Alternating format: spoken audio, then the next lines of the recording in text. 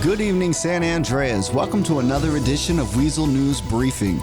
We have a few new developments in the San Andreas area, as well as some interesting stories. Let's jump into it.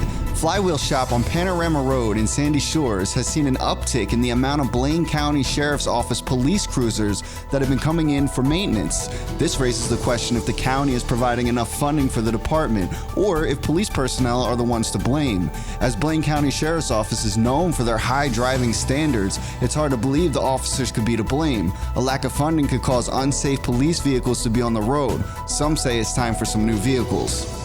The Blaine County Sheriff's Office is keenly aware of a recent uptake in cruisers that have been put out of service following calls for service. We have begun an investigation into the cause, and our preliminary findings have been that older vehicles within the fleet, mostly of the Chrysler Motors brand, have not lasted quite as long as some of the other brands within the fleet. We've also started an inquiry into replacing some of the older vehicles within the fleet and expediting ongoing maintenance of older items. Moving on, earlier this week, a gentleman found himself trapped in the wall at a well-known cafe in Los Santos. Alan Robertson has that story for us. Alan? It was right here in Little Seoul at the Uwu Cafe that Los Santos County resident Bob Snyder found himself stuck between the walls. Bob crawled into a small hole designed just for cats after seeking some needed affection from the animals, lodging himself halfway through. Police, fire, and EMS were all dispatched to the scene. Mr. Snyder is reported to have suffered a quote-unquote spinal injury during his removal.